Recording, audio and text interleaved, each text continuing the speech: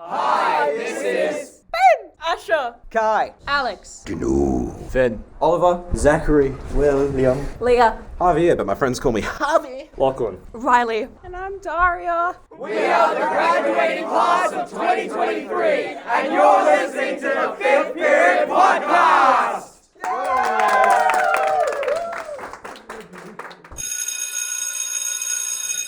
Hello everyone and welcome back to Fifth Period, the film podcast hosted by two media teachers, where this week we are singing the podcast from the bleachers, at least until we get tackled by campus security, that is. My name is Mr. Brown, and back with me this week is... Mr. Whittle. Mr. Brown pressed delete on my podcast of 10 Things I Hate About Cars 2. I know. So we now have to move on to 10 Things I Hate About You. Let's Not be you, honest. literally, Mr. Brown. Thanks, mate. Yeah. There's much more than 10. There's none. Wow, there was a lot more than 10 for Cars 2, I'll tell you that much. Yes, there was. Yes. So Riley escaped your scathing review. Yes, it's certainly inferred, though. Yes. On top of our listing of 10 things we hate about each other today, we will also be doing a special farewell to the Year 12 Student Appreciation Group and our regular weekly watches and Tantalising Trailers segments. So if you want to skip ahead to anything, I will leave time codes in the description below. Mm-hmm. Now, Mr. Whittle, that intro from all of our Year 12 attendees, truly heartwarming. Yeah, I was a bit upset that I wasn't around for the day that the film club ran where the Year 12s got to do their final kind of visit. However, when you sent me a copy of that recording, certainly compensated for my absence. Very, very heartwarmed, I think is the right one. Yeah. And look, even with all of the people that did record, we had a couple more Year 12s who had made an appearance that day. But I think they felt when they saw the main group that was recording their voices, they didn't quite live up to how dedicated they'd been. And so they didn't want to impose on the true film clubbers who have been with us from the start. There are some faces that, or voices for those listening, who have been at, I'd say every single film club that they could at least be at for the last 2 years. So yeah, certainly a fond farewell. Yeah, and they're a very lovely group of kids. It's really nice having them there each week because we chat to them maybe the most. Like, we try and get around and talk to lots of different people, but they're just so enthusiastic. They're always sitting at the front next to us, and I love talking film with them. Well, I love talking anything with them, really. Yeah, I mean, obviously with their departure, that'll give us an opportunity to have conversations with a bunch of other students in the room. Looking forward to that, obviously. Yeah. But yeah, they will be sorely missed, the farewelled Year 12 of 23 cohort. See you guys, and thank you. Thanks heaps, guys, and best of luck with the next step. Alrighty, jumping straight into 10 Things I Hate About You, based on William Shakespeare's The Taming of the Shrew. Yeah, so I didn't know this particular play, did you? I did, yes, and you know that because we already recorded this. I'm going to pretend like I hadn't asked you that question before. I'm sure... I can't do that for everything that we bring up today. Yes, the point still stands that, I was not aware of the overarching narrative that this film is premised on? Yeah, so I've seen a couple of different renditions of The Taming of the Shrew. So there is this, obviously, more modern take on it. Moonlighting, the Bruce Willis, Sybil Shepherd show. Also, no, not the show in general. They do an episode that is set in Shakespearean times, and they do a Taming of the Shrew homage in that.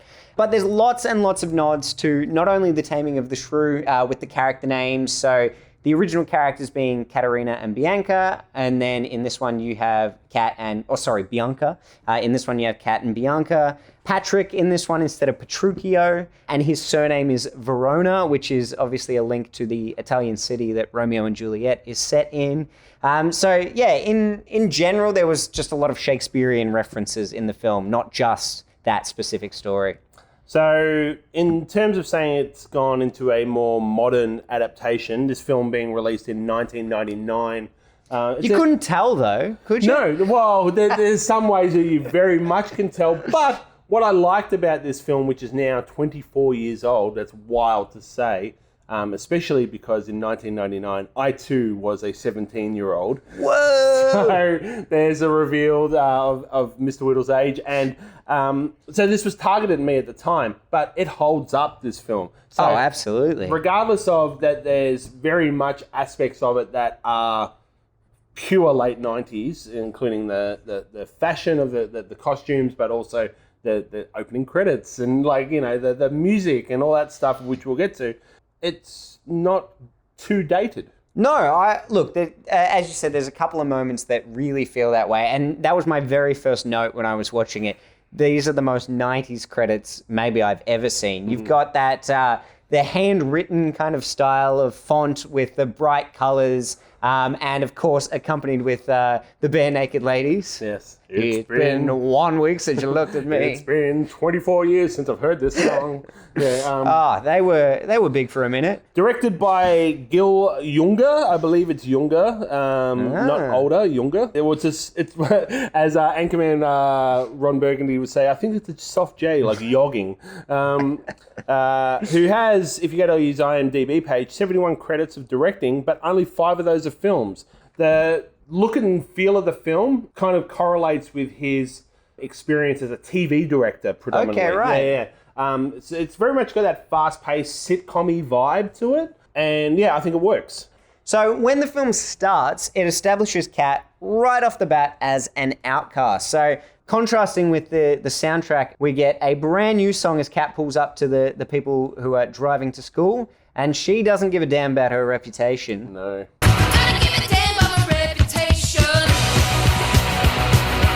So I like that it makes it very, very clear early on that she is an outcast, but not necessarily for any negative reasons. Like, people always look down on her, but there's nothing wrong with it. No, she's just portrayed as one based on other people's reactions, but she's actually probably the most likable character in my eyes. I completely agree. She's got depth. She's not plastic. No, she isn't. And Yeah. I think it really speaks to the original themes of the Shakespearean story by just having, it wasn't that there was anything wrong with her, she was just different. And they weren't used to women being different, they weren't used to women speaking their mind, and so a lot of what the play is about is, oh, we can't control her. And it's like, well, great, you're not supposed to be able to.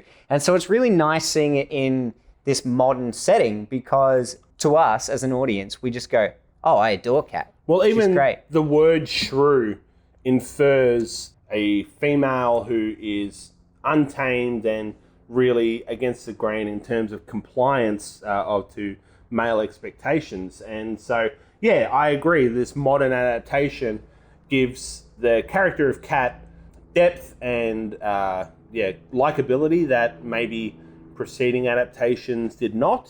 Yeah, well, it was really interesting because the original version got sort of mixed views on like the misogynistic portrayal of it. But I think this adaptation perfectly highlights what the original was trying to do by actually putting Katerina as a very positive character. The reason it kind of fell down a little bit is because Petruchio, who's the love interest in the original, is derogatory towards her, whereas in this version of it, the Heath Ledger character is a lot more sympathetic. You know what's interesting to consider, though, is that Shakespeare in his original days would have men portray the female roles a lot in his plays. Yeah. So imagine having a male come across as this shrew-like character. It would be kind of comical in a sense. Well, also a lot of Shakespearean stories, that's part of the narrative as well, where a male or a female is dressing up as the opposite gender as well. So imagine having a man playing a woman who's pretending to be a man in that play. Like, whew, it's very layered. It's like Inception.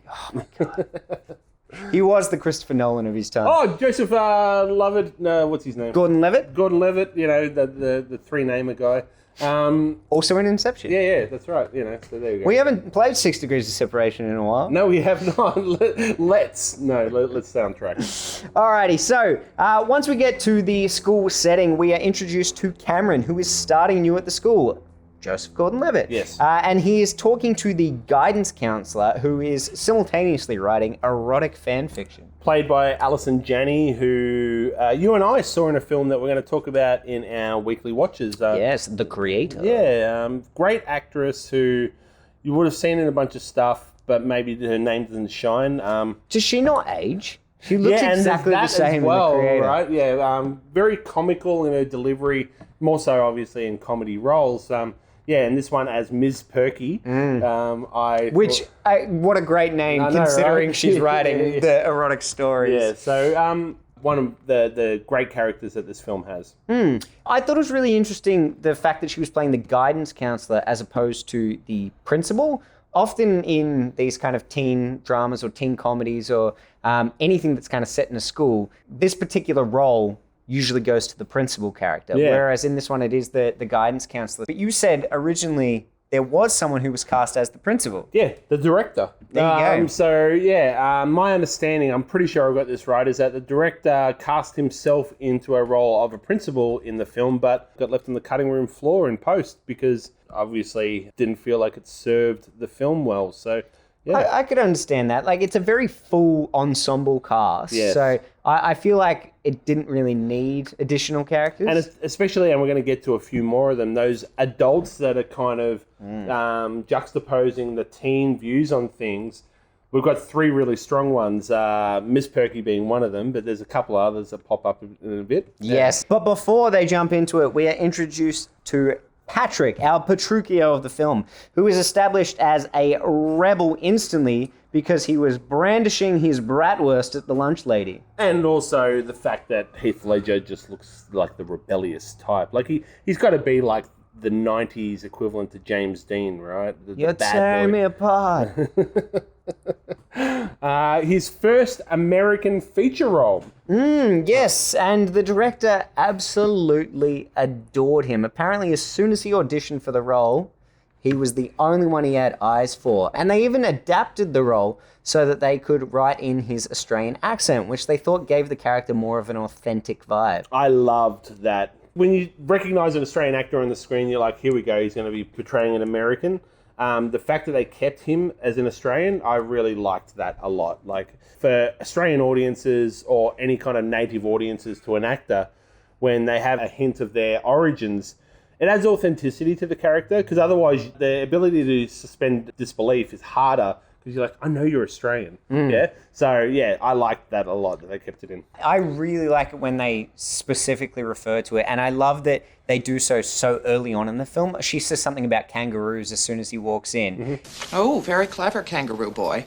And so you go, oh, okay, he's supposed to sound like that. So they're putting it in his pouch or something? Something like there's that, a great yeah. reference like that. Yes, she makes some wildly inappropriate comments when referred to as a bratwurst. Bratwurst? Aren't we the optimist? She infers that perhaps he's getting a little too confident. Yes. I really like the power play and also just like the banter between a lot of the characters. I was saying that I felt like a lot of what the guidance counselor says almost feels like improv, like she's just riffing with the characters that she talks to. Yeah. It's a great way to establish the characters and kind of set up what the roles of the film are very, very quickly. Michael, one of our favorites in the cast, David Krumholtz, is assigned to Cameron to show him around the school. Not a name that you'd recognise on paper. Well, I do more so now after watching the film again, because I'm like, that guy. And as soon as he's on the screen, I'm like, I love this guy, because he's in a great TV show that I really adored a few years ago called Deuce, a period piece over the 70s and 80s based in New York, and he was just fantastic in that. But he's also in a Coen Brothers film called Ballad of Buster Scruggs, and I just think he shines on the screen whenever he's on. But this one, I love his role. I love his character. He is one of, not my favorite, he's still to come, but he is one of my favorites in this film. And just to really showcase our different tastes in film and TV, I know David Krumholtz from this Santa Claus with Tim Allen. He played the head elf, Bernard, and what a performance. Right. Can't say I've seen that one. That shocks me about you.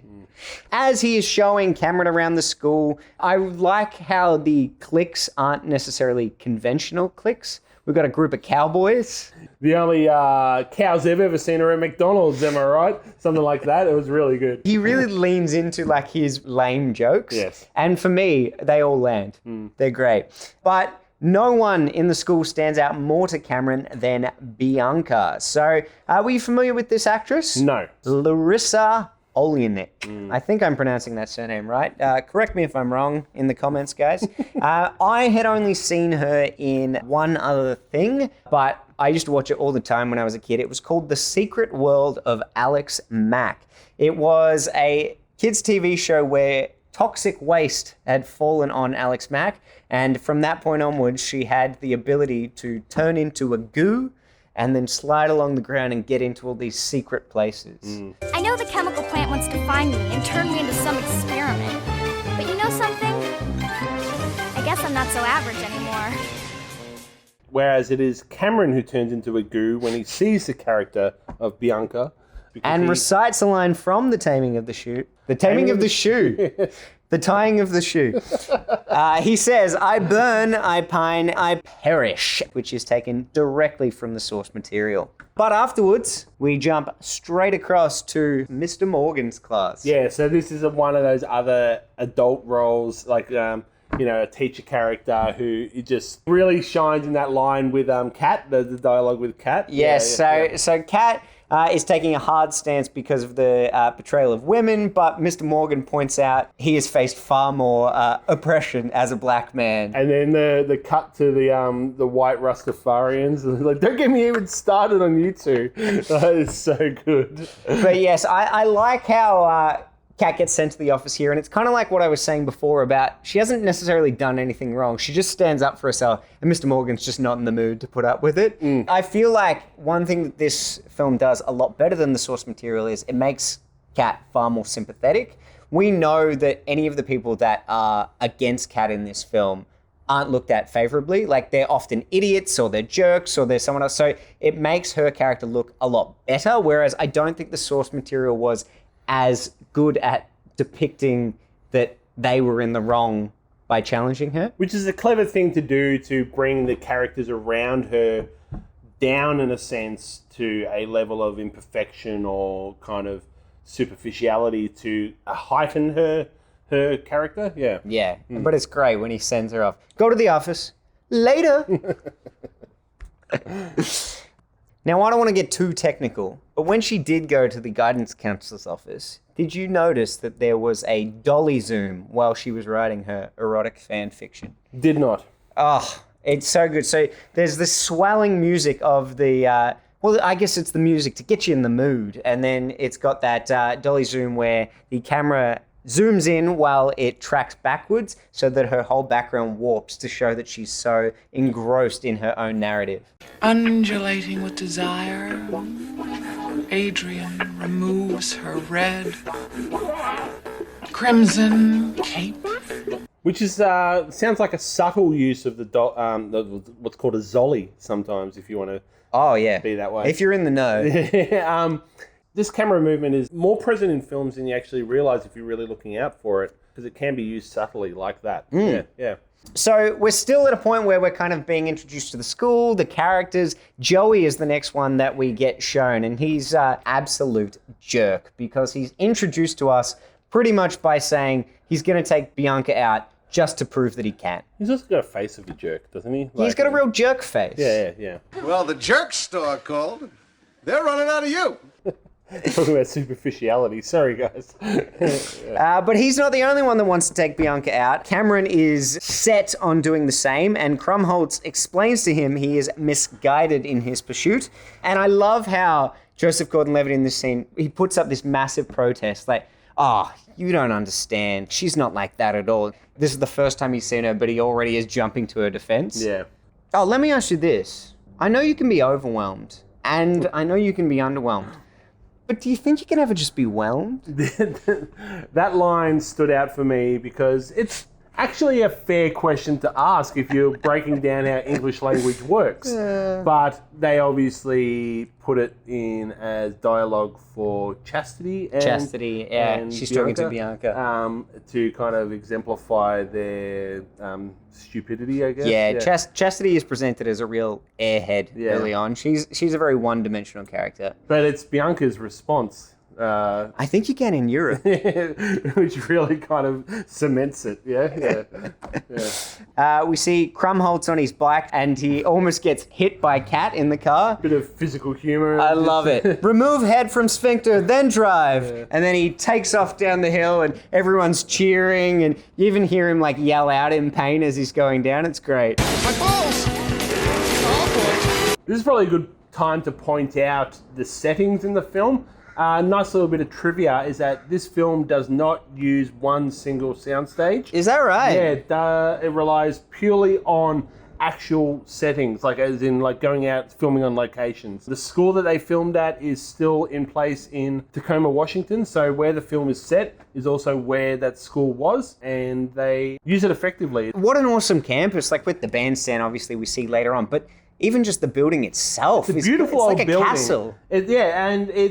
And to me it screams like a private school, but it actually is a public school. It's a really old one. But just what a creative way to kind of tie in all those Shakespearean themes as well by having the really old looking building. But yeah, when you take in that information that every single scene that you see in this film is actually shot at the location that's being depicted in the scene, it's pretty impressive. Oh, absolutely, yeah. So as Bianca and Kat go home, we are then introduced to my absolute favorite character of the film, Larry Miller as Walter. Otherwise known as the doorman on Seinfeld. So what? Nobody's going to believe a doorman. How about those necks?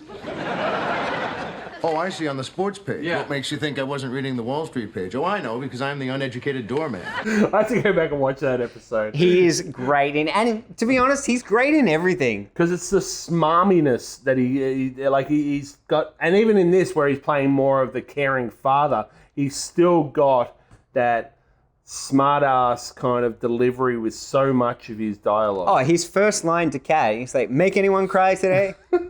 He's talking to his daughter and saying that. I love it. Best on ground, probably, yeah? Oh, definitely for me. Yeah, I think now that I think about it a bit more, I'd agree. Yeah, he's so good in it. Yeah. But we get a lot of information in this scene. So we learn, obviously, that their mother isn't around. Kat gets a letter saying that she's been accepted into college, but the reaction from Walter is that he's a little hesitant for her to go to college that's so far away.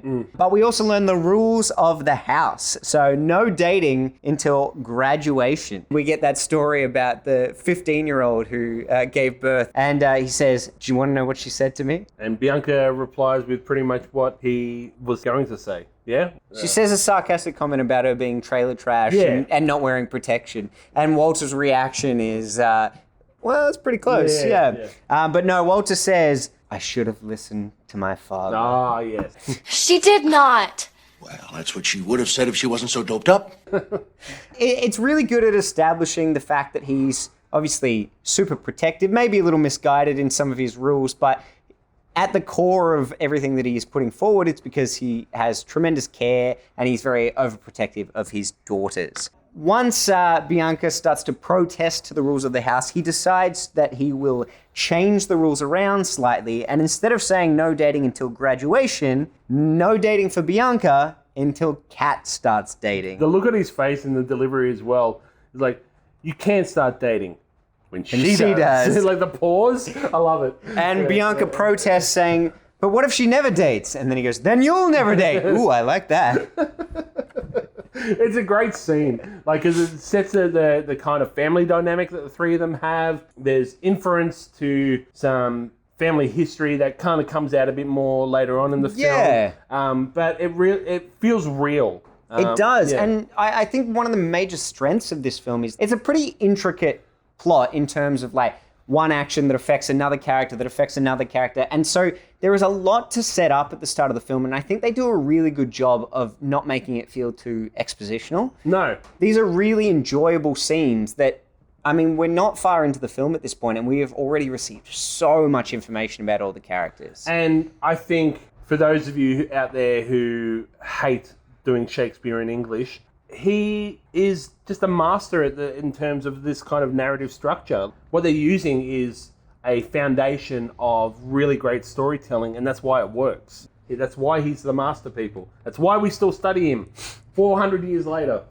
So Cameron's big plan to try and get close to Bianca is that he is going to tutor her in French, but he doesn't know any French, so he's kind of learning one lesson ahead of her. That sounds familiar for us as teachers. Yeah, depends what we're covering, but yes. But no, he never actually teaches her any French, because at their very first tutor session, he immediately blurts out if she'll go out with him on a date. She tells him all about the rule that has been put forward to her, and she does this pretty sneakily. Like, she's trying to manipulate him into fixing this problem for her so that she can go out with Joey instead.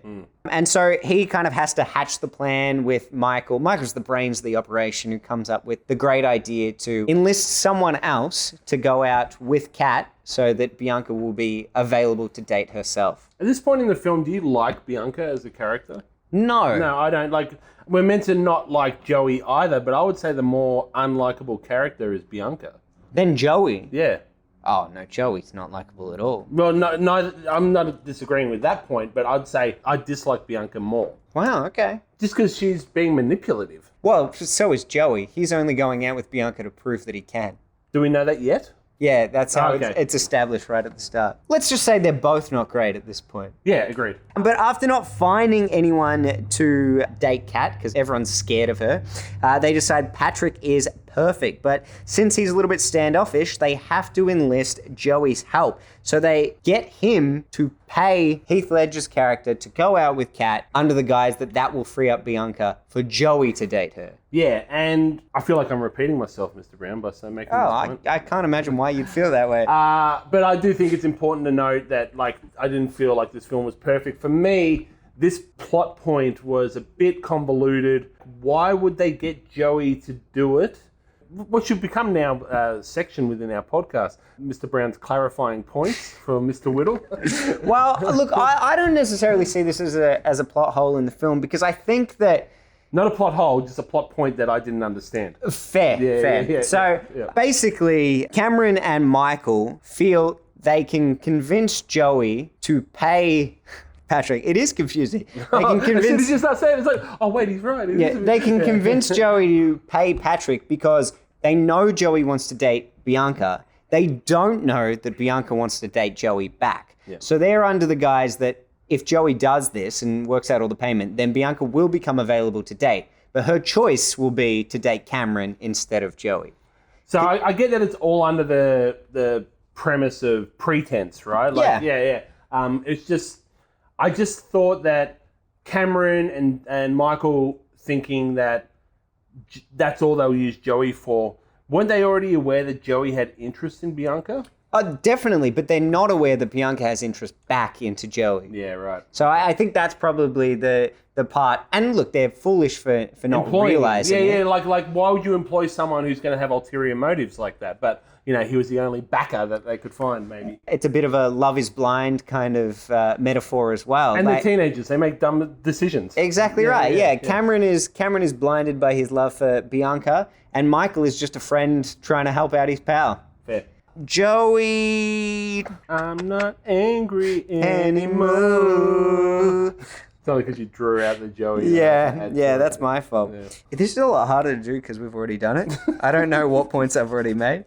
All of them. We get a little interlude from the golfing team. Grip it, then rip it. And I didn't mind this because I feel like when you do have all of these plot points where it's like, this is going to happen, which is going to cause this to happen, which is going to cause this to happen, it's kind of nice to have those little interludes, and it wasn't that uncommon in Shakespeare's plays to just have random side characters that came in as just a reprieve from the main storyline. Yep. So yeah, I thought it was a cool little addition to have them, and then he hits the golf ball down onto the oval, and then that kind of transitions us into the next sequence. That's the same character who then hosts the party later on, right? Yes, and I can't remember his name. It'll come up in my notes later on. It starts with B. Yes. Yeah. Yeah. But yes, he's the one that hosts the chess team for a cheese and wine night. Yes. We then get Joey offering Patrick $50 to ask out Kat, and Patrick goes gung-ho into his flirting, and he is not good with the witty banter with Kat. She's great at it. Well, tonight I'll take you places you've never been before. Like where? The 7-Eleven on Broadway? Again, another well-used scene to give Kat likability through, just being a grounded, interesting person. Yeah, she just doesn't crumble to it. Yeah. They show a progression. So he tries on the field first, and then the next day he goes and meets her out in front of the store and tries to ask her out yet again with the killer line, "I'm sure you've thought about me naked." I want you. I need you. Oh, baby. Oh, baby. I'm so shocked it didn't work. Yeah. He should have been a shoo-in with that one. Something to make a note of with Julia Stiles is that she is like a 17-year-old actress playing this. Is she really? Yeah. So most of a good portion of the rest of the cast are a little bit older than the roles that the characters that they're portraying. But yeah, she is fantastic on the screen for someone who's so young. Yeah, really owns the role. Yeah. Especially later on, there's some really emotional moments that she nails. Yeah. That's awesome. Joey double parks in front of Kat's car, and rather than let him get away with it, she decides to just smash his car. And I love the, forgive the pun, smash cut to Walter after she says whoops, and he's like, whoops! It's just great editing for that comedic effect. Yeah. And this is a good scene. It's got Walter in it, so it was always going to be a good scene.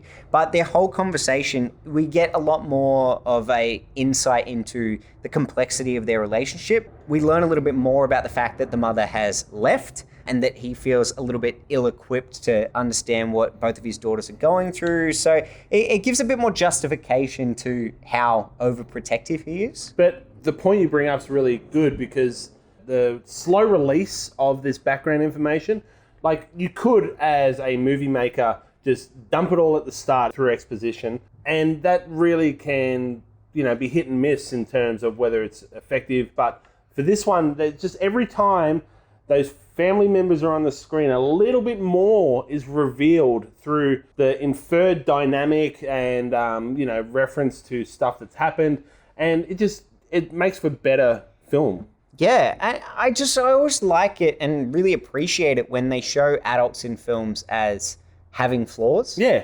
Just like the kids, they've got flaws too. So perhaps he is a little too overprotective. And you even mentioned when we were recording this the first time, his childish remark when he says, "You won't know what you want until you're 45, and even then you'll be too old to use it." Yeah. You mentioned that's not just a witty retort, but it's perhaps a reflection of how he feels about his ex-wife. Yeah. So I think that's cool because, just because people are adults doesn't mean that they've got it all figured out. Yeah. And I really, really like how his character is just trying his best. Yes. So because Patrick is struggling so much to go out with Kat, he ends up doubling his price, and he also has to get some advice from Cameron. What Cameron essentially does is he sets up a scenario in which they can go on a date. They take over the chess club's wine and cheese night and turn it into a full-blown kegger, inviting everyone. They throw all of the flyers down the stairs. To the soundtrack of Sexy Boy. Sexy Boy. Which always makes me think of you, Mr. Brown. Oh, thanks, mate. For no other reason than I am a sexy boy. It's also track number 1 on your playlist of party hits whenever we come around for a soiree. Yeah, so, I never mix it up.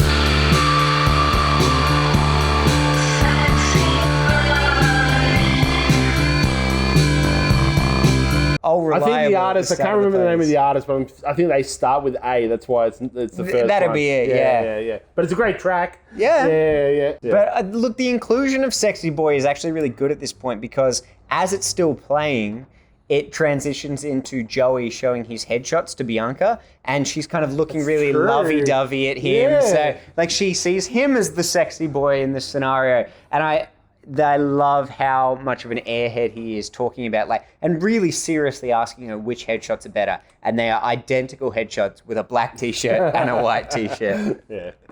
But yes, it's not enough to set up a scenario in which Patrick can go on a date with Kat. They also need to find out a little bit more information so that he can actually get her to agree on the date in the first place. So Cameron has a bit of a discussion with Bianca, and this sequence first starts under a bridge in this very, very specific location, and it is such a cool location. I almost called it a set, but you said all of the locations are are real life places. Including this one. This is known as a landmark within the Tacoma area. I think it's called the Troll of whatever bridge it's underneath. If you went to 10 Things Troll Bridge, you'd be able to find it. And yeah, it's a really cool set.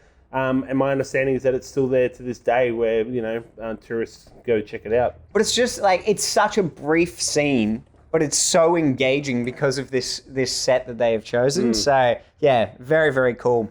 But they end up back in Kat's room so that they can try and snoop and find a little bit of information. They find out that she hates smokers. Bianca tells Cameron that she likes pretty guys. And I love when they reveal this back to Patrick. He says, "You telling me I'm not pretty?" Oh, well, I mean, I just didn't know. So they pass on all of the information to Patrick, including that she's going to see her favorite band at a bar. And so he turns up at the bar and plays Hard to Get. He's in some very shiny leather pants. Yeah, the shiny pants coming into that room. Oh, they would have drawn me in for sure. Yeah, but obviously he looks like a fish out of water at that club because he seems to be the only male in attendance. Yes, and a lot of what he does talk to Kat about, it feels like he's very inorganically just shoehorning in all of the information that she'll want to hear. Yeah. This is the first appearance of the band Letters to Cleo. They pop up a few other times in the film, but this is the first one. Kat's favourite band. I don't think we ever actually hear their name referred to in the film, but we know this band to be Letters to Cleo, who actually broke up a year after this film was released. So, this was their swan song. They knew it wasn't going to get any better than this. Yeah, maybe that's the height. Literally, based on the final credits as well. Yeah, so I'm not really a fan of this kind of music, that kind of 90s ska fusion that your No Doubt and your Mighty Mighty Boss Tones and all that kind of had going on. But it was very popular at the time, and Letters to Cleo were a big American band at the time. Yeah, there you go. Yeah. In this sequence, we do see that they actually start to get along a little bit better. A bit of a combination of that and also the fact that Kat is trying to put herself in Bianca's shoes. She does agree to go to the party so that her sister can actually get to go out for the evening. But I love, before they get to leave, Walter insists that she puts on the fake pregnant belly. Who knocked up your sister? And her response, she turns around because her posture is like she's actually pregnant. She's leaning back with it. Yeah, I loved it. And when he puts it on, he's just like, it's so that you can feel the weight of your actions. Bogey, that's the name of the guy who's hosting the party. Bogey, which makes, it's a golf reference. Yeah, cool. there you go. Yep. We get a snippet of what the party would have been like had it not been crashed by everyone else. Remember, guys, don't touch anything. And then the doorbell goes, ooh, that must be Nigel with the brie. I love the preceding shots, though, where we see, the swarm of people coming down the hill to the house. The contrast between the politeness that's happening inside versus, the impending kind of chaos that's coming towards them. It's really well done. Yeah, and they do a great job too, once the party is kind of established, of tracking through it and showing just how crazy it has gotten and the different dynamics between each of the characters. Yeah, all these party scenes though, whenever Michael makes an appearance, he steals the show for me. He's so funny. Yeah. Tries to pick someone up by saying he's got a Toyota with dual side airbags. My favorite is when he walks into the room doing Riverdance. Oh yeah, I'm Lord of the Dance. He's just kind of bopping up and down. It's so good. Once Kat sees that Joey is hitting on Bianca, she starts drinking. We find out later more of why she hates Joey, but at this point, who wouldn't hate Joey? He's a bit of a dick. And as soon as she starts drinking, Patrick's like, oh, something's wrong because it's very much against character. Yes, yes, absolutely. And so a lot kind of happens in a very short space of time. We establish that Patrick, while he was doing this for money, I feel this is when he becomes a really sympathetic character because we can see he genuinely cares for Kat. We've had a couple of sequences now where he's seen her in certain scenarios and appreciated what she's doing. So he actually is starting to quite like her. He gets a real kick out of the fact that she smashed up Joey's car. And then when she's dancing at the bar, he's smirking and he is starting to fall for her. And then in this sequence, he really takes care of her. And so you start to think, all right, well, maybe his motives weren't great at first, but he cares for her and he is trying to look out for her. So I think that's what makes him a much more sympathetic character. But in addition to that, we've got the B storyline with Cameron and Bianca. Cameron finds out that Bianca was using him and is in fact there to spend time with Joey. He gets his heart broken, but shortly after that, she realizes maybe she isn't so interested in Joey because he's a bit of an airhead and he's just talking about all of his different acting opportunities. Yeah. He did a hemorrhoids commercial. It may seem a little bit out there, but it's a real acting role. Kat jumps up on the table, does her dance, and knocks her head, and Patrick swoops in and catches her, and then takes her outside. And they have more in-depth discussions, but also you have him as the hero who came to save the day, and you get to see him do like one good thing after the other. Even as they're walking out, like he's supporting her, but then he sees that Cameron's down on his luck and he stops to give him a little pep talk before continuing on. Yeah.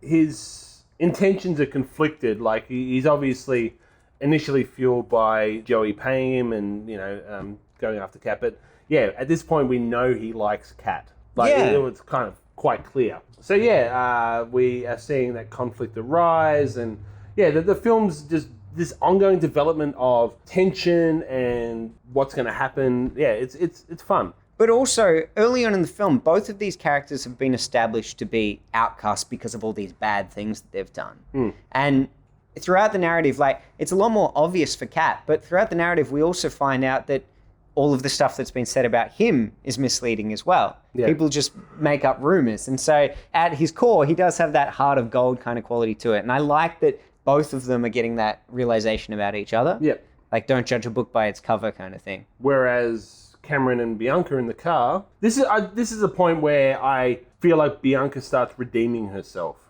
Starts redeeming herself. For sure. Yeah. I do think that the fact that she kisses Cameron, it's not an apology. No, but I think it's a realization for her of, I like being called out for my bullshit.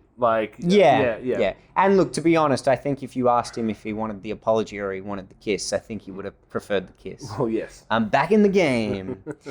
So we get those two car scenes kind of simultaneously. And it's nice to be able to see the comparison with how the characters interact with each other. So Kat also tries to kiss Patrick, but he says, maybe we should do this another time. And as a result of that, her pride is very hurt and she storms out of the car. Yeah. It struck me as a little odd that she takes this so hard. Like in the scenes that follow, you can see that he's really trying to show that he's still interested. So even if she took it as like I'm hurt because he doesn't have an interest in me, I think that would probably be clarified in the next scene where he's still trying to ask you out. Yeah, I think it's more about pride thereafter. I like how the day after the party, we get to see the kids are all interacting with each other in the classroom, like poking fun at the person who made a fool of themselves. It does give a sense of realism to the characters. Unless you kick the crap out of your dumb butt, I don't want to hear about it. Yes. Interesting to reflect on the fact that if this film was set in 2023,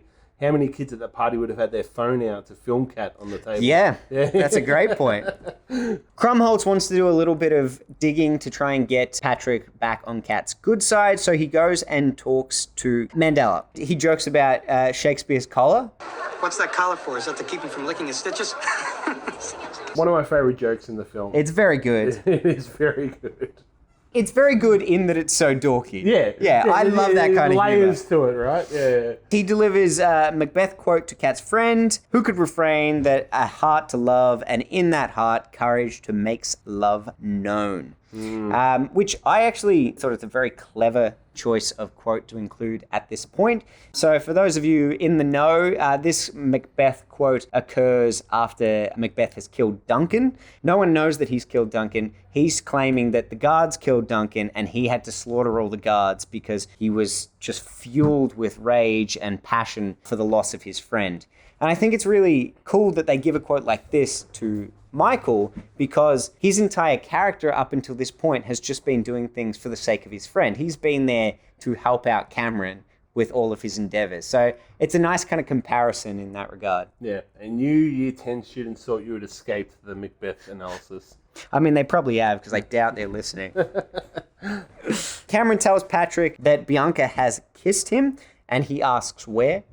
In the car. And Heath Ledger's reaction to it is so funny.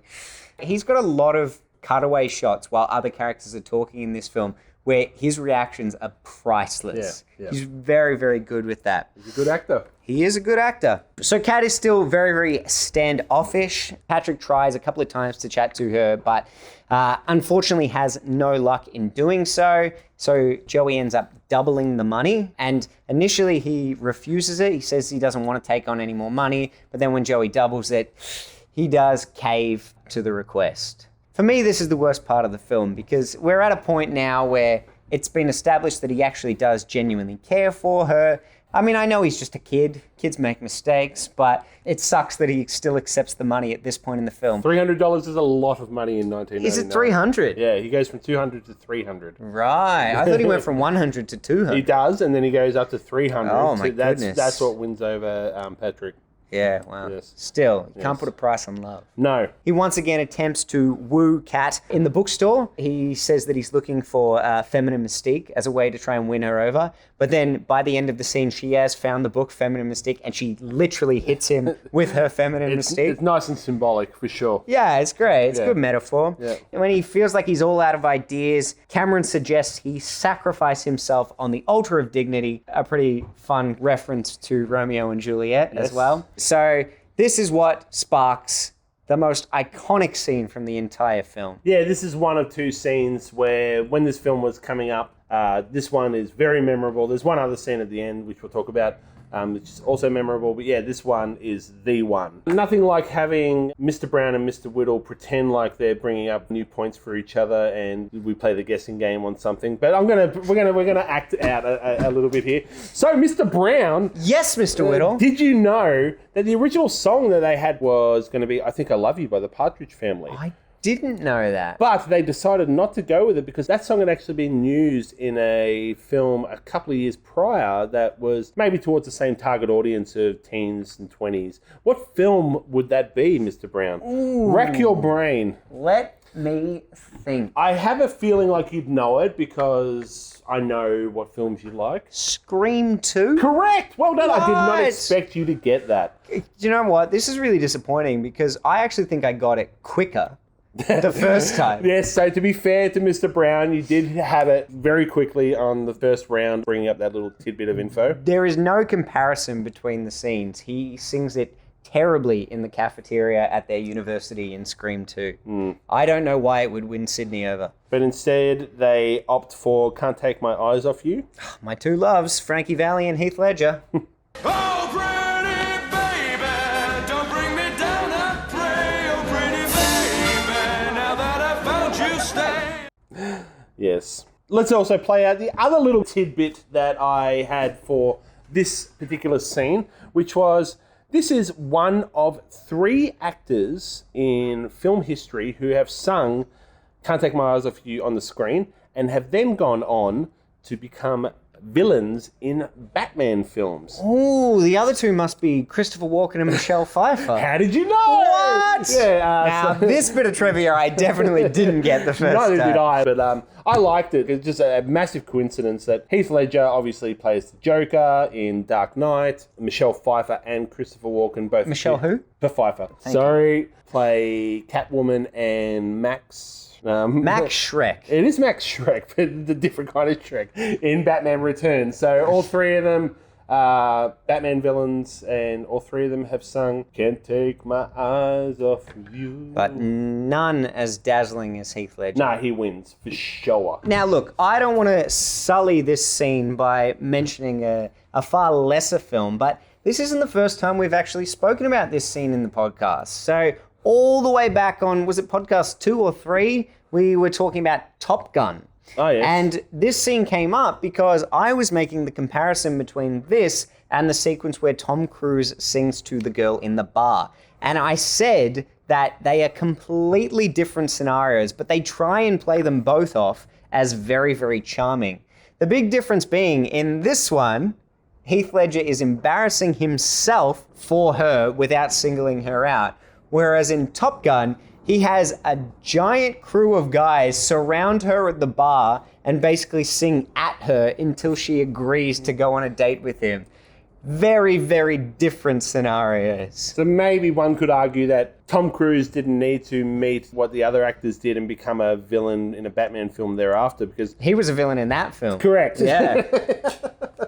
So in detention, after he is serenaded Cat, he confiscates some pot. I'm confiscating this. And then immediately afterwards confiscates some Cheetos.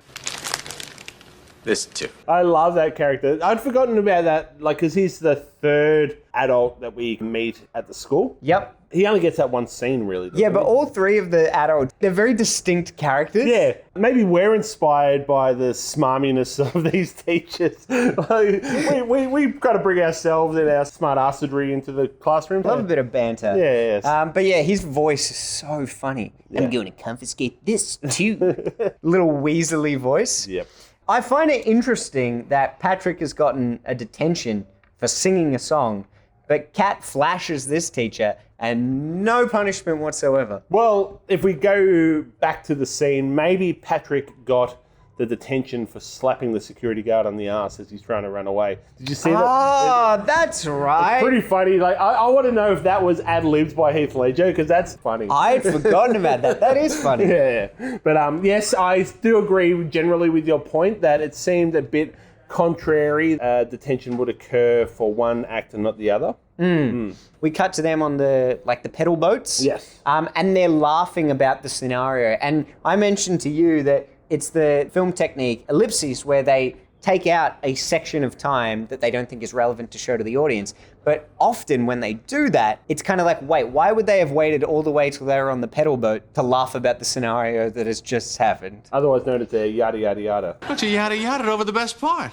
No, I mentioned the bisque. Yeah, exactly. Exactly. But we see it all the time in films where someone is halfway through a story or a plan and then it cuts to a new location, but the plan is still continuing from that same point. Yeah. So are we to assume that they just stopped talking for that entire time and then picked it up again? Yeah, weird. It's a very well-known film technique now, but it's also just really interesting the amount of times we just accept things when we're watching films. Yeah, this is like structural tropes, I guess. Yeah. After they've done a bit of talking about their backstories, we get to see them do a bit of paintballing and some rolling around in the hay as well. Yeah, rolling around in the hay.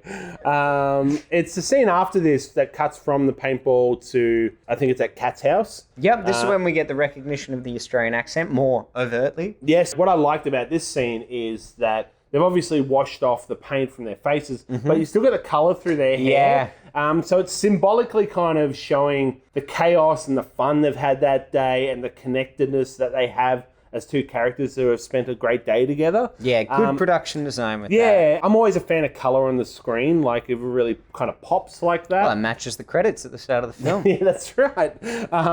So I thought it was a really sweet scene, complemented by the use of the colour there. Yeah, and their acting. Like, they have really good chemistry. And something I only found out on this watch was that they actually dated in real life. So I don't know whether they were dating while they were shooting it or if they dated as a result of it. I know often you hear stories about people that play romantic interests and then because they're playing those roles, fall for each other and they get swept up in it. That's why you hear the term like show romances when people are doing like theatre together. Yeah, it certainly happened at least while they were on set because the two hadn't met before. In fact, they had already started filming without Heath Ledger. He was a bit late to arrive. And so a little anecdote is that the rest of the cast had already had filming underway and they had really developed really strong bonds with each other.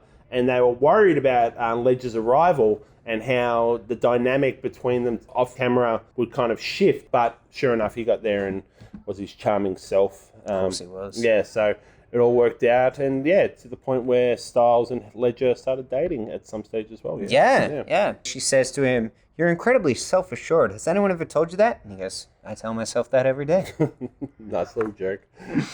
Patrick asks Kat to prom, and this makes her incredibly suspicious. And I don't know why she gets as suspicious as she does. Wouldn't she assume that he'd want to spend time with her? Yeah, her response doesn't match because she also says the line, "Why are you pushing the point?" And like, at this stage, is this the first time he's asked her? Yeah. Yeah, so Like, he asked her like twice in a row, but he's certainly not pushing it. Yeah. So they just wanted to kind of put forward her suspicion, so they wrote that in. But yeah, I would agree with you and say that her response is kind of not warranted. Yeah. I like the pacing at this point in the film too, because we know every time they have some sort of a falling out or a tiff or something, it cuts to the other characters in the film to catch us up on what's going on, but also to emphasize that they take a break from each other. Yeah. Like to space it out. So we check in with Bianca and Cameron. I love this scene because Bianca has learned French. She's so good at it that she can completely tell off Cameron, and he's trying to like catch up with her through the pages of the book.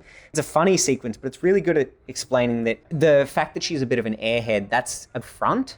It's kind of like she only acts that way because her sister, who is smart, is an outcast, and she wants to kind of separate and differentiate herself from that role. Well, she says as much in an earlier scene, I think, something like when she's talking to Kat about why Kat acts the way she does, Bianca says, I like being liked. Yeah. So something along those lines. Yeah, it does kind of show us that she's a bit more self-aware than maybe we initially thought. I think that sort of stuff really plays into her being a far more likable character. Yeah, agreed. And especially in this point here, because she's standing up for herself. Yep. We get to see Michael's relationship with Mandela starting to develop a little bit. He's asked her out to the prom under the pen name Shakespeare. Yes, through putting a costume in her locker. Yeah. I thought this was very sweet, very funny. Yeah, like a medieval dress. Yeah. Then we get a scene between Bianca and Walter where he is refusing to let her go to prom. And I love the fact that they chose to make him do his exercise routine during this scene. It's like, because again, like the dialogue is really important between the characters, but just what a way to make it interesting and really funny. And he flings his, I don't even know what the... Like the elastic band thing there, like the stretchy thing. Flings it over to the neighbor and the neighbor has to throw it back. The comments that he's making here, like he's trying to be hip with the kid. I don't care how dope his ride is. My mama didn't raise no fool. And because it's Larry Miller delivering it, like he's so good. It's at this point that we get I think it's a sweet scene at first, and then it takes a bit of a turn between Kat and Bianca, where Kat comes in and tries to kind of explain her actions and why she is sort of sheltering Bianca. But then Bianca's reaction to it, she's even more angry because she feels as if Kat doesn't trust her to make her own decisions. It's really cool, like, because Kat's rationale, as she first puts it forward in the scene, you're like, oh yeah, fair enough. But then it's like, Bianca's right. You should have just trusted me, allowed me to make mistakes. She's right. Like, you know, the now conflict between the two is really well set. Like, it's justified. And we get this somber tune, and Kat goes and looks out the window, and we see Bianca in the tire swing. Yeah. And they've done such a good job with production design. First of all, putting her in the tire swing is a brilliant idea. But also they put her in like this dress and cardigan, and it makes her look significantly younger. So it's kind of like the older sister looking down at her younger sister that she's been so protective of. Yes. It's a very, very clever choice. And even though the angles that they choose to shoot him from, she like Kat's looking at her from the top window, looking down to her smaller sister. Yeah. It's at this point that Kat decides, okay, she will go to the prom so that Bianca can go to the prom. Again, she makes that sacrifice for her sister. Yep. Dad, I'm going to the prom. Good one. You're like, wait, he does a double take he on does. it? Well, because he's a little bit distracted because he's looking at the spray on the TV. It's like hair in a can. Ah, interesting. To cover the bald spots. Yeah. Cameron turns up to pick up Bianca. What do you think of Bianca's prom dress? Interesting. Very late 90s. Yeah. It's kind of It's like a midriff with a skirt. Yeah, like it's odd. It's a weird one. Because Kat has a far more traditional prom dress. Yeah. Still kind of modern-ish, but towing the line. Whereas Bianca's was like, I don't think you'd see that in any kind of more modern. Yeah. Joey turns up and we get a bit of farce where he turns up to also pick up Bianca, but she's already been picked up, so Walter just slams the door in his face. And then we cut to the prom, and Mandela has that great moment where she goes to meet her secret suitor on the middle of the dance floor, and it is Michael, and they hit it off immediately, and I love that. They haven't spent too much time establishing their characters, but I don't think they need to either. I also like that the way the production design works on this scene is like Michael's always represented as like dorky, nerdy. But he looks just a little bit more suave in this one. His hair's slicked a bit more. His approach to Mandela is just a bit more charismatic. I like that your sidekick gets the romantic win in this film. Oh, so do I, yeah. Yeah. It does look like Austin Powers' outfit. And then because Bianca has not gone to the prom with Joey, I don't know why he thought they were going to the prom together. Clearly they hadn't discussed it or maybe even talked to each other since that party. So Chastity ends up going with Joey instead. And Chastity, not a very good friend. Earlier she went home with Joey and then now she's gone to the prom. Also, she had her prom dress ready to go, so maybe she thought she was a shoo-in. Yeah. Not a very good friend. And I like this too because a lot of the stuff that happens in the film kind of establishes a big change in all of the characters. Yeah. So like Bianca now, since she doesn't have to be friends with Chastity, perhaps she can be more of herself and be a little more intelligent and just kind of do the things that make her happy rather than what she thinks are going to make other people happy. Yeah. Joey reveals he paid Patrick and the shit hath hitteth the fanneth.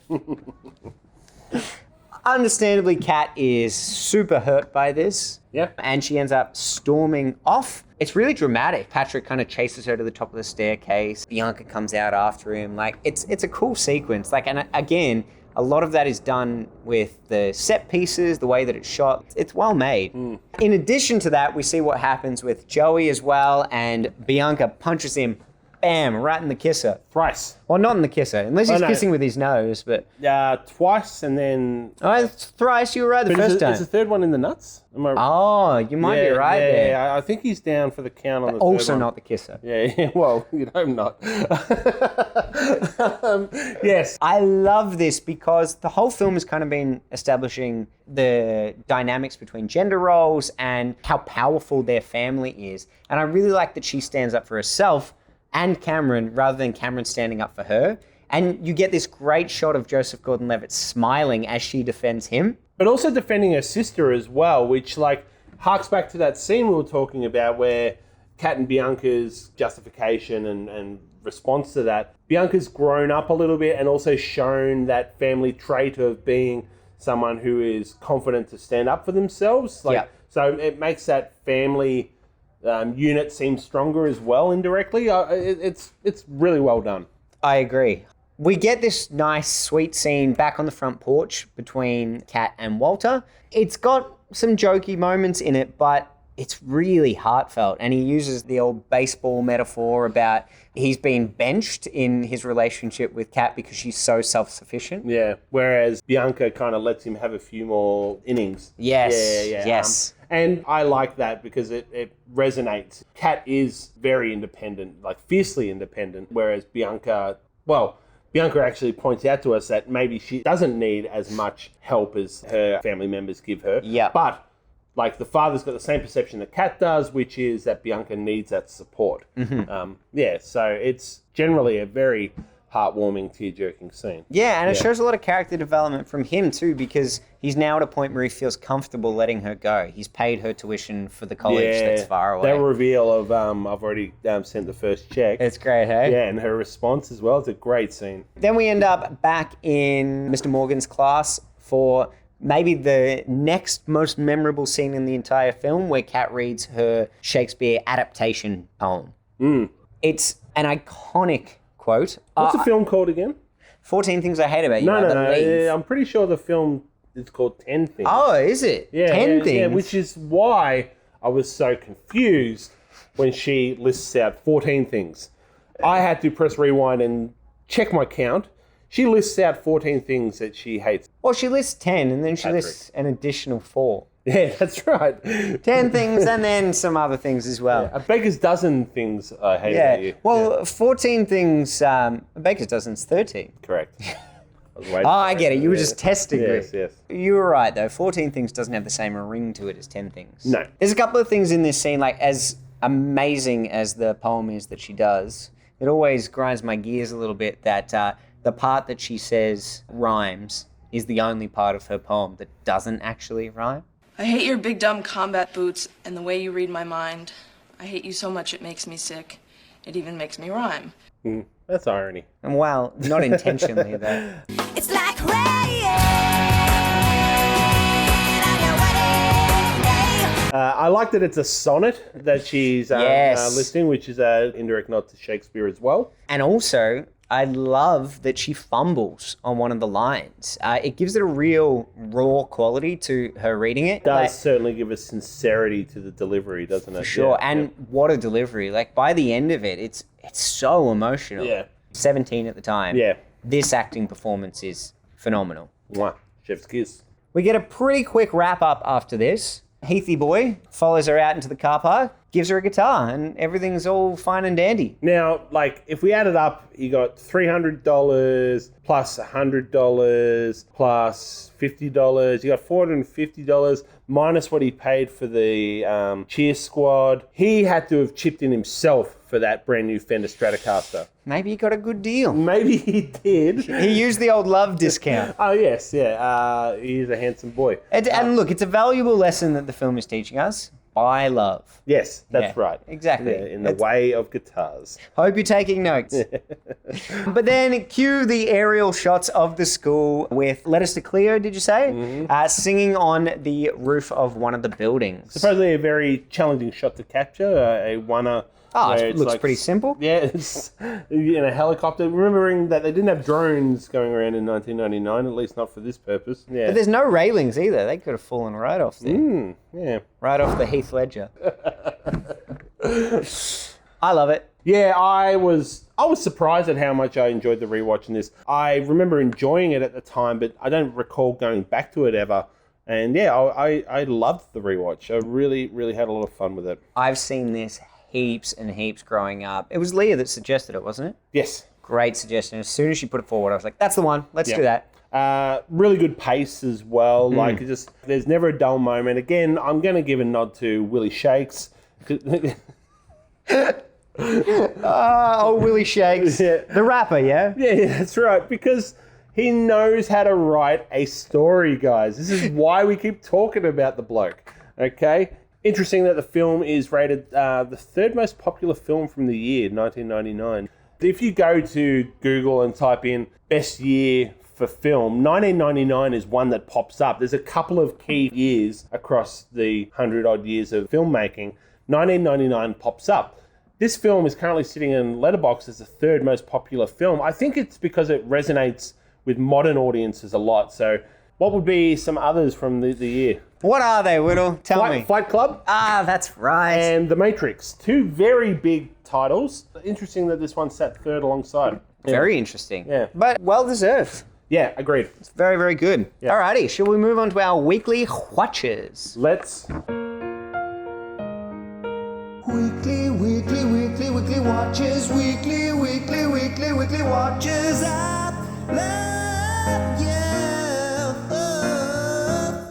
So I'm going to start off with TV this time because last week I mentioned that I was watching What We Do in the Shadows, the movie, and that actually spurred me on to watch the TV series. So not the first time I've attempted the TV series, but I definitely enjoyed it a lot more this time. I've tried it a couple of times and couldn't really get into it. I missed a lot of the characters that had come up in the movie, but this time I really responded to it. I guess I was just in the right headspace for it. So the original writers and directors are back. So Taika Waititi and Jermaine Clement. I believe Jermaine actually took the main writing and directing responsibility at first because Taika's now become pretty popular with the other film projects that he is working on. But their characters only sort of cameo in 2 or 3 episodes. So you do have to really respond to the new characters in order to appreciate the show. And there's a bit of growing pains with that. But I must say that Matt Berry definitely softened the blow for me on that one. Yes! Father! Yeah, I can hear you, Clem Fandango. God damn these electric sex pants. You there, computer man. Fix my pants. Anyway, enough about our balls. This is a show that I would get into once I commit to it. If not for any other reason, then Matt Berry is one of the main stars, and I adore him. He's consistently good. Yeah, I will get to it. I love the movie. Probably will love the show. Does the show keep up as a mockumentary? Yeah, it does. Yeah, cool. So in the movie, they justify the mockumentary because they say that they are leading towards the vampire's ball. So there's a specific event. Yes. Whereas in this one, it might just be to kind of develop the lifestyle of it. I know the movie justifies why they don't attack the camera crew by saying that they've signed waivers and they wear garlic around their neck and things like that.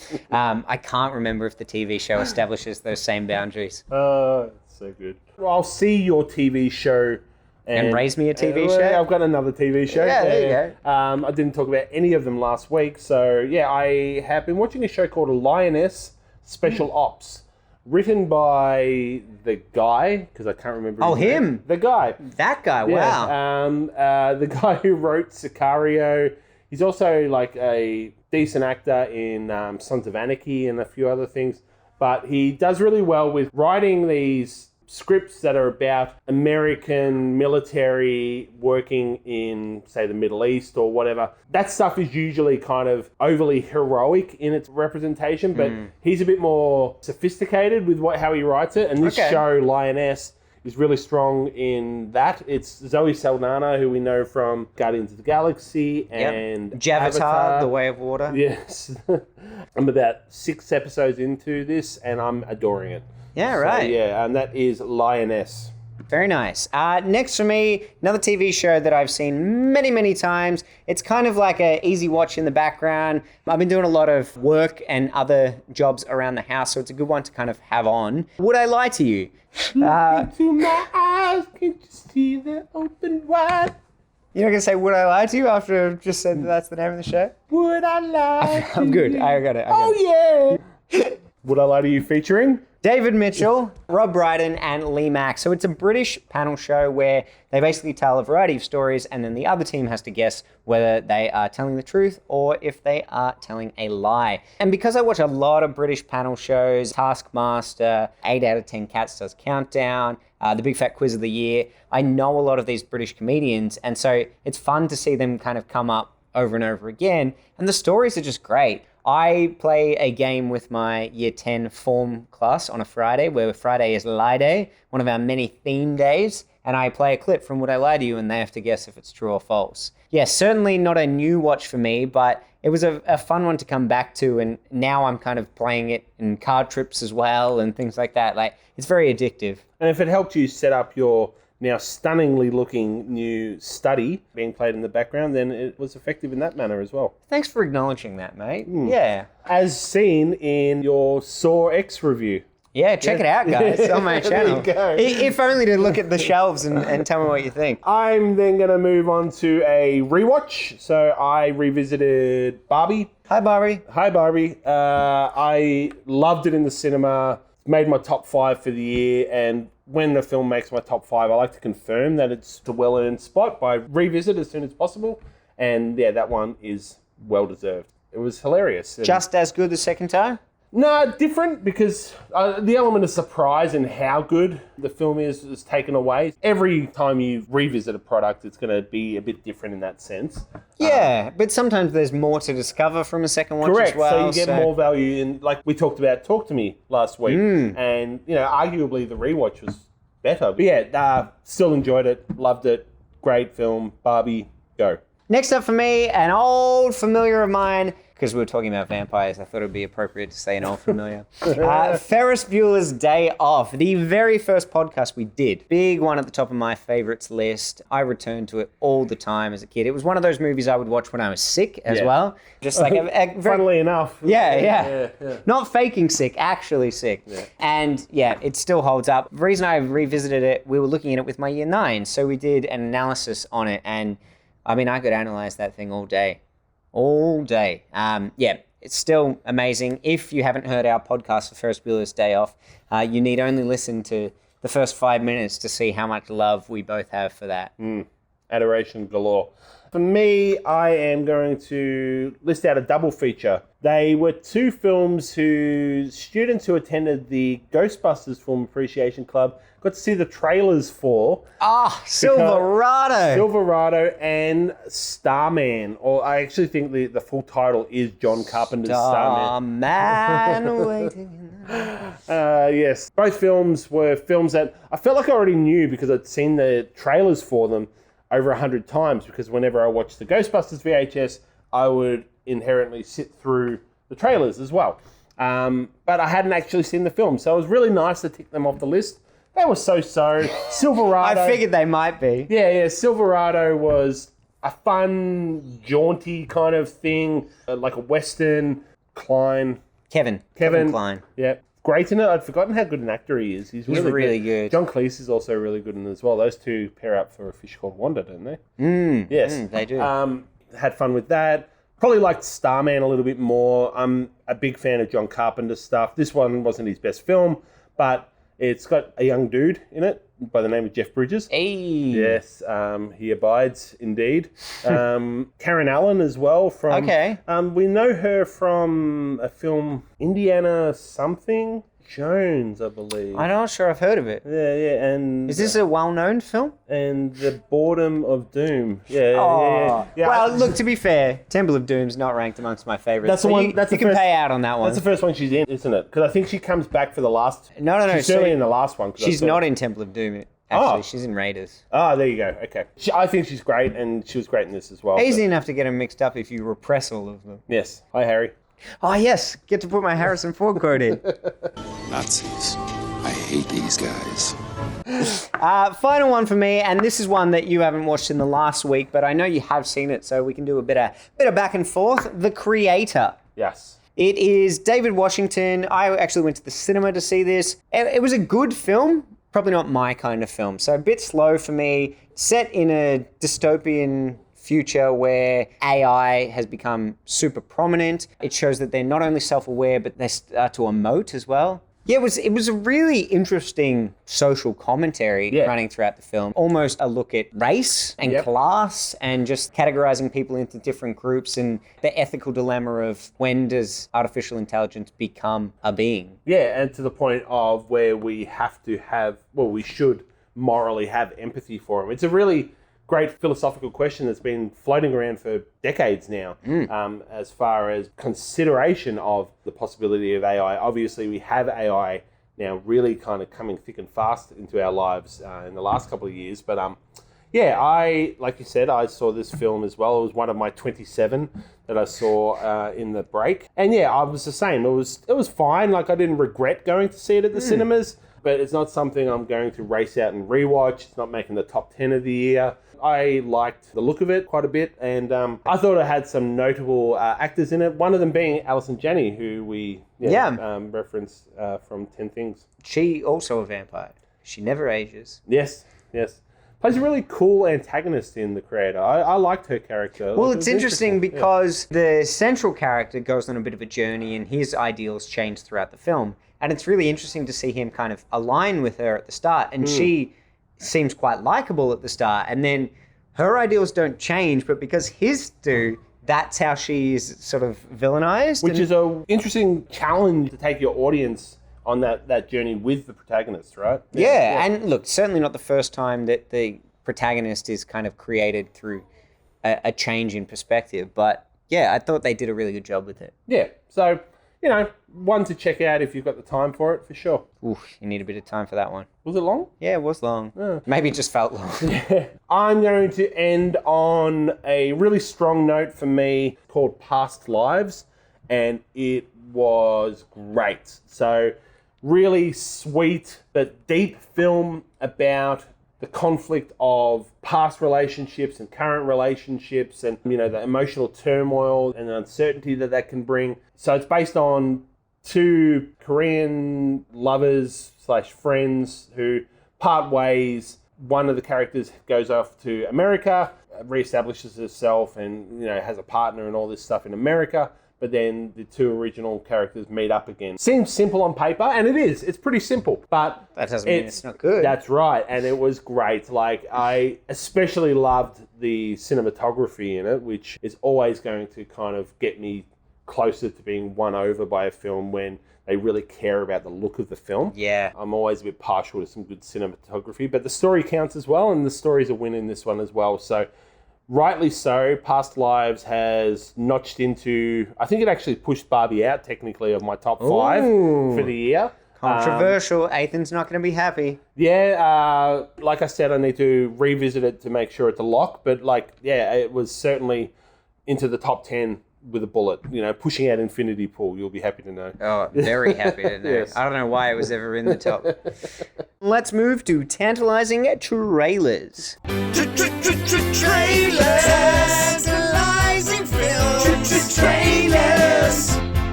Don't know if we will be a fan. How will it be? We'll know in time. I originally had 5 here, but one of them was just... It was even a slog just to talk through the trailer for. So I'm going to narrow it down to my 4 for this week. I've also got 4. Okay, great. So I'm going to kick things off with The Curse. So Emma Stone and Nathan Fielder. Have you seen this trailer? So now I've got 5 because I'd forgotten that I'd seen that one. Ah, there you go. I only saw a teaser trailer. No, it was a full trailer. Yeah, right. So this is an upcoming TV series. Basically the plot, they are filming a show in the show in a small town. It doesn't give too much away, but it looks like they're sort of doing good deeds and trying to promote people kind of taking care of themselves. Yeah, really trying to change the small town vibe around. But because a lot of what they're doing is a bit of a front for the show, when they do wrong by one of the people in the town, she puts a curse on them, and then everything in their life starts to unravel. And it looks really unique. Like, I think it's probably going to be a drama, but it'll have aspects of comedy too in the way that it's told. Like, I think it'll involve a lot of satire. The performances just look really great. Like, I'm always drawn in by the performances in a trailer. One thing you haven't mentioned, which was a draw card for me, was it's also starring and co-created by Benny Safdie. So Nathan Fielder is working with Benny Safdie on this. I didn't know he was starring in it as well. Yeah, so Benny Safdie, I've mentioned on the podcast a bunch of times, the Safdie brothers. Getting Safdie with it. Yes, that's right. Uncut Gems was a win for me, and then I went and worked through their back catalogue over the last year. And yeah, I love what they do, and I'm excited for them because they're relatively young, the Safdie brothers. It's interesting that Benny has decided to go and do something different with Nathan Fielder, but both of them are great media creators. So have you seen much of Nathan Fielder's other stuff? Not too much. A little bits here and there. Nathan For You, that's a mockumentary, not a mockumentary, but like a mock satirical take on trying to help people out. Right, yeah. It's a great Which comedy. seems like maybe this is kind of based on that. Yeah, he's good with the dry comedy. So yeah, I'm very excited for that show as well. Yeah, it looks good. Yeah. For me, another one was The Iron Claw. I saw this one too. Yeah, so this is a A24 film starring very ripped Zac Efron. Which I thought was really interesting because after he'd gotten sort of shredded for, and it's a different kind of body type, I suppose. So he's not bulk. I said he was ripped. You said he's shredded. Would you say he's also swole? No. I mean, I would never turn down an opportunity to say the word swole. But no, in Baywatch, he got shredded. Right. In this, I would say he bulked up. Okay. But portraying a wrestler in this one, yeah? Yes, yep. and look, do I even lift, bro? No, I don't. So I don't know the terminology, but I thought it was interesting because after Baywatch, he said that it really took a toll on his body doing that kind of a workout. He doesn't think it's a good idea to kind of promote that look. Swole toll? Swole toll, yeah, it does take a swole toll. Yeah, he doesn't think it's a good idea to promote that look as something that's sustainable, and he said he would never do that to his body again. So I found it interesting seeing him in a film where, again, he had built up that muscle. But as I said, it's a slightly different kind of look. He's more bulky. Perhaps that means that it doesn't take the same kind of toll. And you even brought up an interesting point about perhaps he wouldn't do it for a more superficial thing, but because this is quite a dramatic role and maybe the story actually means a bit more to him, he was willing to put himself through that. Yeah, it certainly looks like it's got that thematic edge that A24 kind of is inclined to have in their films. Also starring Jeremy Allen White. who Yes. we know and love from the show The Bear. Yep. They both look like He-Man with that haircut, though. Yes, this is very true. Masters of the universe. It is the mid-'80s, so Yeah. He-Man, and I could speak from experience. Did you have a He-Man cut? I think you could say it's a He-Man cut, but I'll have to dig out the photo. From the 1988 Melbourne show, there is a photo of my father wearing my He-Man mask. Amazing. Yes. So, yes, He-Man was certainly one that did the rounds in my house. And so I wake in the morning and I step outside and I take a deep breath and get real high and I straight to the top of my lungs. What's going on? And I say, hey, yeah, yeah, yeah, hey, yeah, yeah. I say, hey, what's going on? Yeah, right. Yeah. A wrestling biopic doesn't really start my engines, but maybe I'll check it out because it does look like it's got some good performances in it. But I won't be racing to the cinemas for this one. Speaking about Jeremy Allen White of The Bear, he is also in one of the other trailers I watched this week called Fingernails. A mild sci-fi. The technology's been developed. Just a mild sci-fi. Well, I like my sci-fi as hot and spicy. Hot tamale sci-fi.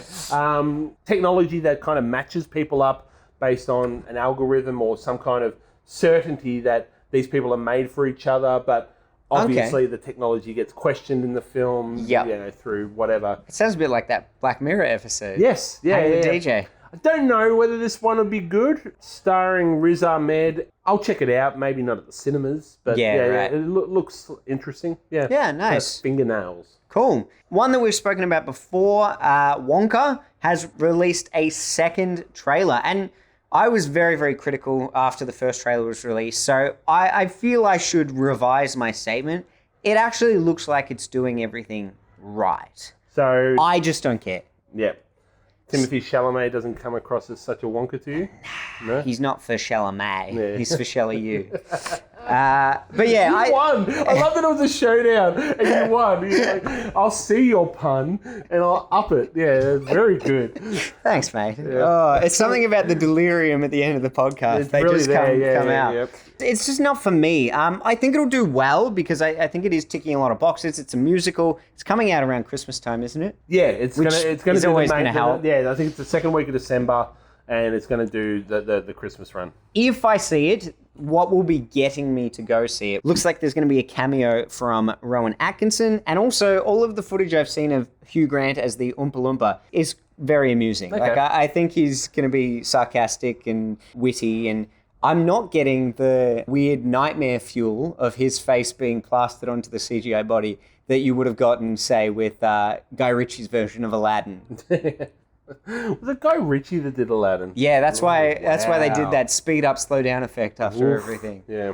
I may get to the cinemas for it. It's a quiet visit during the school holidays, but yeah, it's not one. Is there such thing as a quiet visit during the school Well, holidays? it depends when you choose your time. I like going to those 10 a.m. screenings where the kids are still sleeping in. And Those grubby little kids haven't left their beds. That's right. Get the cinema to yourself. Final tantalizing trailer for me is a TV series called Monarch: Legacy of Monsters. So this is... I hadn't seen it when we recorded, but I've seen it now. Okay, so let's talk about it, right? Like, this one, I pressed play on it because the screen grab, you know how they have the screen grab to, like, kind of incentivize you to press play? Yeah. Had Kurt Russell on it. And I'm a big fan of Kurt Russell. Love him. Sky High. Sky High. I watched Big Trouble in Little China recently. He's got a good catalogue. Yeah. Anyway, so Kurt Russell is why I pressed play. But I then quickly became aware that this is from the production house Legendary, who have done King Kong and one of the King Kongs. And they have developed this TV series, which is based in a world where monsters have ravaged the earth. And then that's just part of living in the modern world, is the fact that monsters coexist on Earth. So much so that they've got their own royalty in the ranks. Is that what the name Monarch is inferring? Monarch is actually a reference to the company that they have the secrets to why the monsters are ruling the earth. Right. I thought for a moment it might have been giving a whole new definition to King Kong. But I think you're onto it. I think maybe inferentially, like it is there as well. Like, you know, like a monarchy, like who rules, right? So that I wouldn't be surprised if that's kind of inferred. The trailer looks really cool. Like it looks like they've got a decent budget for the CGI, which is required to make these monster films. I agree. It does look better. Oh, I don't know that it is required because a lot of the monster films that I watch, Sharknadoes. I'm talking about the ones that I'll watch. I see, yes. I'm not going to go watch Meg 2. You drink too much. And now you're only saying that because I literally have a beer in my hand. You always have beer in your hand. You know why? Because I drink too much. This one I will check out. It looks like it might have a bit of dramatic What is it appeal. actually called? Legacy of Monsters. Legacy of Monsters. There you go. Yeah. Cool. Final one for me, just a teaser trailer. It looks like they're remaking The Strangers. Now, for those who don't know, The Strangers, the original movie with Liv Tyler, was very loosely based on a real event. However, the way that the film unfolds, no one kind of stumbles upon any of what's occurring until the next day. So virtually everything that's happening in the film is just made up based on the crime scene that they find. I'm sure they took a lot of creative license with it, but I found it interesting that they were remaking it, especially considering from the teaser trailer, it looks almost like a shot-for-shot entry, and perhaps that's just for this one sequence. But yeah, I'm not sure it's the kind of film that needed a remake, especially considering this one is listed as Chapter 1. So I'm not sure how they're planning to string it out, whether the original narrative is getting divided into chapters or whether this will be Chapter 1 and then there'll be a whole new story that'll become Chapter 2. Yeah, I only very vaguely remember. I have seen the film. It's quite good. Yeah, I remember thinking it was okay. We'll see. Cool. Alrighty. Bizarre of an end note. As always, guys, I will remind you to like, subscribe, share, comment. Remember, we had to record this one twice, so you better listen to it twice just for us. Yes. 10 things I hate about re-recording. 14 things I hate about re-recording. Alrighty, that's all from us, guys. Wits and I are off to meet some bikers. Big ones. One of the more obscure quotes from the film, but if you know it, you know. Bye, guys. Bye.